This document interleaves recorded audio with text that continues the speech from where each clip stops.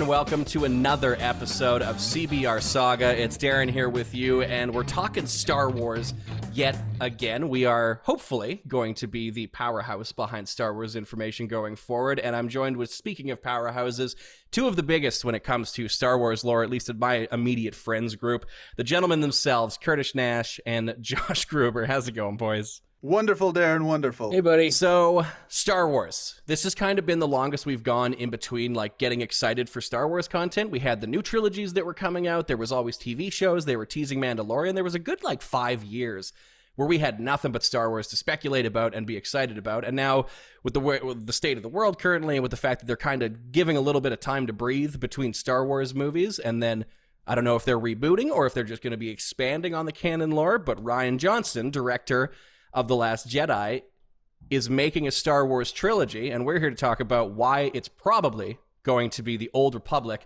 and we're going to see if we can't build ourselves a Rian Johnson movie out of this. So to kind of get right to it, The Last Jedi was kind of our last introduction to what Rian Johnson can do with Star Wars, and you could say the internet was divided when it came to what people thought about the movie. There's pieces you can take away. I truly believe if you edit about 30 minutes out of that movie, you got a banger of a Star Wars film. Mainly because my issue was it didn't feel Star Wars. There was comedy in it that didn't make sense in the Star Wars world. There was planets where they were playing Earthbound, casino games and stuff like that. It just really took me out of it. That didn't feel like a Star Wars world, which is what worries me about this trilogy, and especially if he's taking it in the Old Republic. There's so much loved lore there that's a part of Legends. So my main thing is, we'll start with you, Curtis, especially because we're talking about Last Jedi, is do you think this is going to work as a detriment to the movie, or do you think that this is going to work as a positive thing towards the movie with Rian Johnson and the division that we saw between fandom when it came to The Last Jedi? Okay. Listen to my words. I already know what he's going to say. Okay. Yeah, here we go. Rian Johnson is a great director. This is no way a detriment. Okay. Just because you can not like The Last Jedi. That's fine. Even there's a few aspects of it I was a little wishy-washy on. Like Canto Bight, no matter how he defends it, that whole part was stupid. Watching the documentary on the making of and his reasoning behind it is what got me on board. He said he sat down and looked at every character, and all he did was write down what the hardest thing that could happen to them, what would it be? And that's what he did for every character. Then he wrote the story around that. And I looked at it, I was like, well, that makes completely sense. That's exactly what this movie is. And no, it didn't feel like a generic Star Wars movie, but I was fine with that. And I'm ready for something new. Yes, for him doing the Old Republic, I can't wait. Josh, do you have any thoughts on The Last Jedi, what we got, and what we think that is going to mean for him getting 3 movies now moving forward? I think him coming in to do Episode 8 was a detriment because you have JJ that bookends 7 and 9. You have Ryan come in and he tries to just put his own spin on everything, which as a director, you're entitled to, but don't mess things up that are already, JJ's already laid. Oh, hey, JJ, do you mind if I move the scar on Ben's face? Or, hey, JJ, I'm going to make Rey a nobody, when ultimately she is a somebody. Do you remember how, all the internet chatter about Rey being a nobody for a year? And then ultimately she is who she is. So for him to come in and try and put his own spin on it, I didn't like. And obviously Canto Blight, I didn't like that. But him getting his own trilogy, as much as I love to dog on him and get Kurt riled up, him having his own trilogy and letting him kind of do things his own way should be a positive. That's a good point that you make there, is that JJ clearly, if you watch the first and the last of the new sequel movies, you can see JJ had a plan on what he was doing with Snoke and what he was trying to set up there. And then Ryan came in and basically, just like Luke's lightsaber, just threw it in the trash. It was just I'm going to go a different direction. And it was very interesting in that way. But you're completely right. The fact that now him having full control over the narrative of 3 movies and not having to jump into something that's already being established will give him good control, because we know the guy makes good movies. Knives Out was terrific. He's made bangers in the past. So I'm not worried about it in that sense.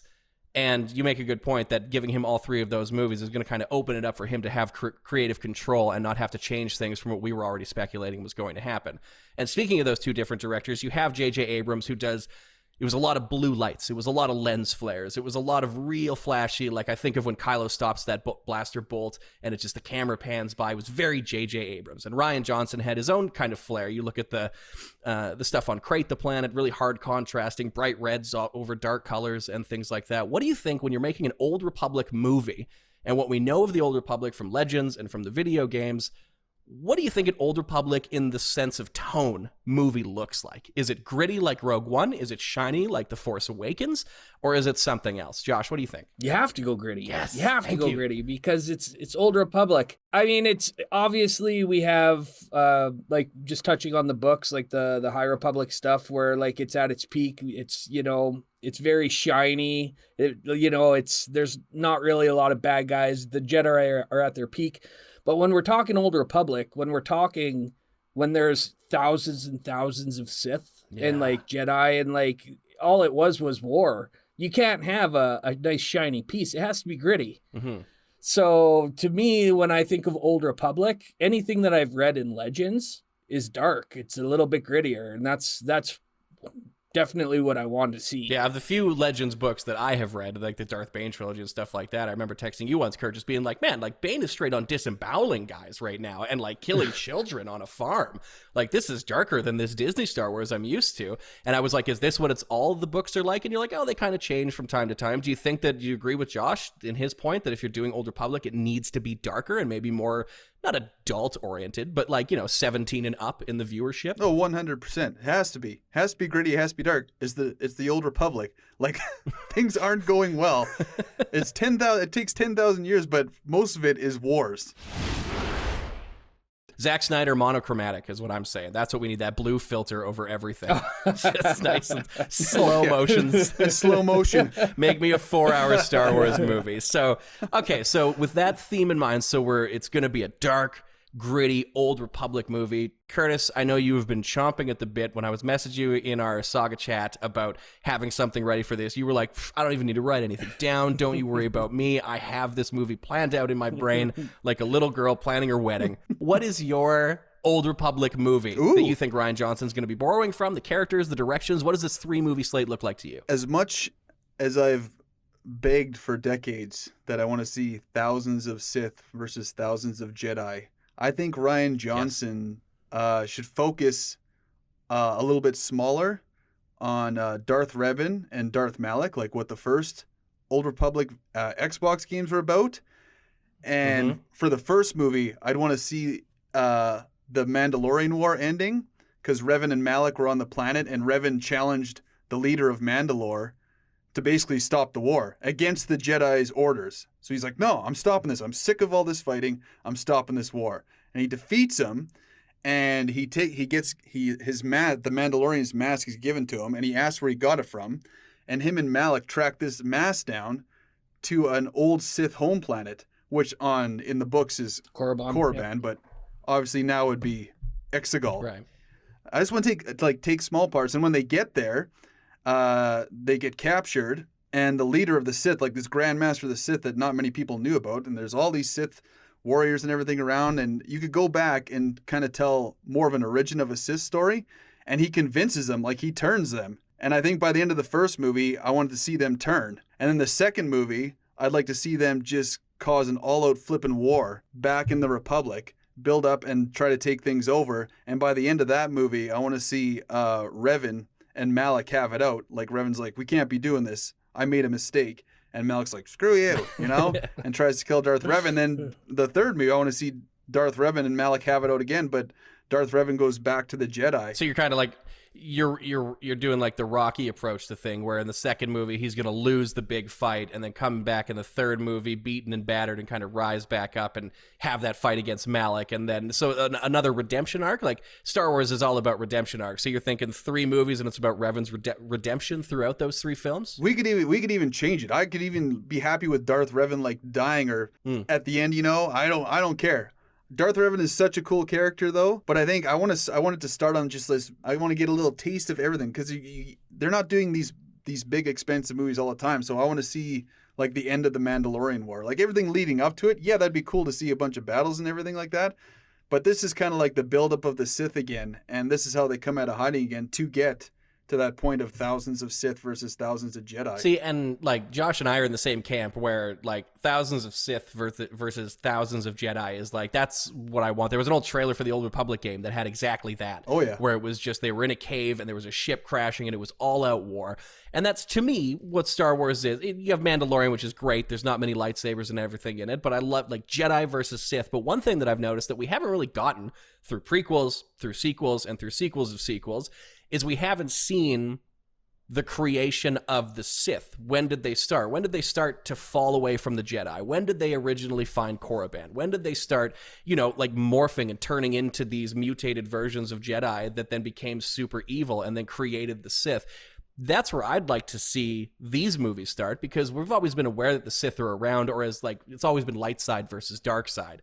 But where did the Sith come from? Where did they start? And then for me, that would be a good first movie, is building a trilogy through the creation of the Sith and into that, 100 years of darkness, the 10,000-year war that you're talking about and stuff like that. Josh, do you kind of agree? I know that you're a fan of the Sith, and if we had to choose and could be in the Star Wars universe, we would both be lightning wielders. What do you think you'd like to see in a Rian Johnson trilogy of movies? You red-faced jerks, I tell you. I was gonna say, like, the thing is like the start of Star Wars, like the start of the Sith, like you were talking about, Darren, is something like ridiculous, like 100,000 years ago, like, and it was like basically people leaving Earth to like explore our galaxies, and then it was like we found, like, well, not we, but like we can say we can say we. Like it's a sports team you're cheering for. My boys, we did it, guys. Yeah. But like the travelers, they end up finding like just a race, and that's called the Sith. The Sith originally had nothing to do with the Force, like nothing to do with light side, dark side. And, we're talking about old Star Wars where like lightsabers were powered by like a backpack and stuff like that, not the elegant weapons we have nowadays. But to go back that far, I think is a stretch. I can't see, unless Rian Johnson is like a bigger like Star Wars nerd than we all give him credit for. His trilogy, like I would love a Revan and Malak. And I would love a Bane, Darth Bane. That being said, there's just take a pin and put a marker in the Old Republic. You don't even need characters that we know. Like it's a brand new slate, an open playground. He can introduce like new Force powers, like both light side and dark side. He can introduce new characters. And like, to me, that's what's so exciting, is because you're not handcuffed by like what's already made. Like it's completely open. It's completely open. That being said, like seeing, like I said, like a Revan or a Malak and having those characters introduced, yeah, like pick apart maybe something that you want to keep from Legends, but go in a different direction, like Kurt said, Well, and to pair it off of your point too, is that you have all of these stories. What do you say, Curtis? It's 10,000 years that like Old Republic and this war rages on for. Yeah. That there's endless amounts of characters you could choose from. Like, I agree with you. I'd love to, and because recently I read the Darth Bane trilogy, but I would love to see that story. But at the same time, I feel like you need to establish the Sith more before, like, the casual viewers, because you guys who read the books, we watch the cartoons, we watch the movies, but most of the people that are going to get hyped for these, all the diehards are already going to the movie. You need to get the casual viewers. And I don't think that you could bring in a Darth Bane without establishing the Sith to a point that you could find out why it matters so much that he's doing the rule of two. And you could have, like, I'd see the title card of Star Wars, the rule of two as a movie, and I think that would be awesome, just to find out about that being developed through and leaving the Sith and how they were all fighting each other, because that was one of the more fascinating things I found from the limited Old Republic stuff that I was looking into. Who would you like to see, though, when we talk about characters that you could be pulling in? Do you go back far enough to like one of the first emperors? Do you even have an emperor in a movie like this? Or are there characters you'd like to see? Darth Revan, Malak, that's just a couple of them and two of the more popular ones. But is there more? Like, who would you like to see as the main front and center aside from those two you've already mentioned? There's so many. It's ridiculous. But if like the whole Exegol thing kind of changed a whole bunch of it from the Korriban, because Legends is decades of focusing on this Korriban planet, which they kind of threw away and never mentioned again. But the X-Skull thing intrigued so many people because they're like, what's this X-Skull? What is this? This home planet of Sith? What's the Sith now? So that's why I think the Darth Revan thing, like if they go to this planet and they find like, you could call him an emperor. I don't even know who you could pick because there's, like you said, there's dozens and dozens of these powerful Sith that have... It would almost be a council. Yeah, I think you could. You know, back then you wouldn't have a ruler. So like to have like a council of just like, just name drop, like a whole bunch of old school like Sith lords. Woo! For all the sweaty nerds in the audience, they can just sit there and be like, oh yeah, I know that It's one. like, it doesn't match up time-wise, but that's okay. But that's what Marvel does, right? Like you guys make a good point about just picking characters. You pull from the stuff that's already out there, but you change it for the movie universe because none of Old Republic is canon. So that's just an endless wealth of stuff that you can pull from that technically doesn't already or didn't already happen. You were talking about getting to see other type of force powers, like was back in that time it more prevalent to see a set of characters like the Night Sisters and see dark side magic being used a lot more? To call back to like Darth Bane, his apprentice, using like those dark side tendrils that were just like sucking life out of people and stuff, like really cool stuff we've never explored. So what kind of stuff, aside from the force powers we know, is stuff that was around for those 10,000 years in the Old Republic that Ryan could be bringing into these movies? Like when I think of a planet like X-Skull and it's all Sith, we'll call them, or darks, they probably don't even think they're dark side users. They're just force users who happen to have a different side of things, you know? Totally. I think there's all the levels. Like they're not all going to be masters. They're not going to all be proficient in the force, but I think you're going to have, I want to see, like you said, I want to see the magic like the Night Sisters. I want to see people who are proficient in weapons. I want to see people who are just proficient in the magic aspect and like force choking and lightning and rage. But I want to see like a weapon. Can you imagine, like you see more, the best part Rian Johnson did, the fight with all the guards. Yeah. Like that is the coolest part of that movie. That's fair. And he incorporated just a little bit of like things like the light whips, which were in the books. He did incorporate, like imagine just... There's so many different kind of lightsaber staffs and stuff. Ones that are super long, ones that are thick, ones that are light whips, ones that like double-sided. Like there's so many, just so many possibilities. Just give us just a little bit. Give us everything. You give me an entire movie of the apprentice or the master, whoever is going to be the main character of it, simply going to find their crystal and needs to like go through a temple or something to find what they need to build this master lightsaber that's weighted in the right way that'll make their opponent confused in their fighting. Like we haven't seen much diving into the fighting styles and the tactics that the Sith use when they're thinking about their fighting and their next move and how to like get into the head of the other ones. But when we're talking about those powers and stuff, Josh, I saw you nodding along with Curtis there. Is there any powers and things that you want to see brought in from Legends that we haven't seen yet? Well, it's funny because like Windu, for example, had like that power where it was like a shatter point, and he was like one of the very few Jedi, if the only Jedi, that could like utilize it. So like he could see kind of like weaknesses in armors and things like that. But man, like I remember reading like dark side powers where like masters could take control, like complete control over like people, you know, and things like that. And like force side, yeah. Like light side, we saw like the light healing. Like we know healing was an ability back in the day, and then we see it like in the new stuff. You know, it was really restricted to what we had like in the movies. And I mean, that's just George Lucas starting 4, 5, and 6. Like who would have thought that it, you know, the universe would get this big, right? But powers are like the coolest part about it. And like Kurt said, yeah, let's see some like, you know, more melee, more attack based powers, you know, where like you get like those battle trances and stuff like that. You have like a company of soldiers where they all just trance together, or like let's see more magic, right? Like Night Sisters, yeah, are very cool like in Clone Wars, like the animated show, but like can you imagine like Sith users just like casting spells? Yeah. Ooh. I completely agree. So it sounds like we're basically all on, and you won't believe me, but in my notes I did have Revan and Malak written down as the pitch for what I would have thought was going to be a good trilogy. So it's a Old Republic movie that's dark and gritty about Revan and Malak.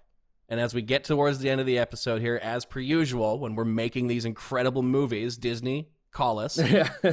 Who's playing Revan? Who's playing Malak? Curtis, Mr. Casting Nash. Who would you cast? And not Keanu Reeves. Goodness. I swear to God. I was Keanu going to Reeves. say, I hated that. When somebody brought that up like 5 years ago, oh, Keanu Reeves, I was like, shut up. That'd be the worst casting. Pedro Pascal. For Christ. Just the everyman in every single film. A good Darth Malak is that Paul Dano guy who's going to play the Riddler. in Batman. He's just a creep show. Oh man, yeah. Paul Dano is I think good. he'd be fantastic. He's somewhat unknown too. He's relatively unknown. He's not a household name yet. Not quite. We don't need A-listers. We don't need superstars. Bring in someone who is like super wicked awesome with martial arts and like specifically bow staff training or sword training. Another Ray Park. And that way they can just like wow the crap out of us. Yeah, like Ray Park, man. Like he's awesome.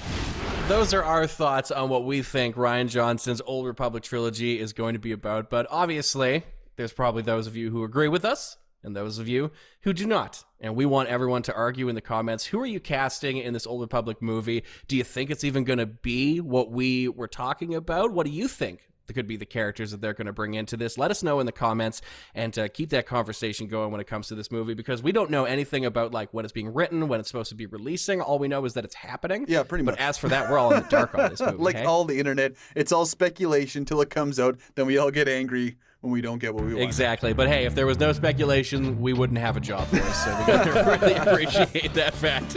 Otherwise, what would we be doing? Well, as per usual, Curtis, Josh, it's always a pleasure. Thank you guys both so much for joining me for another CBR Saga. Thanks again.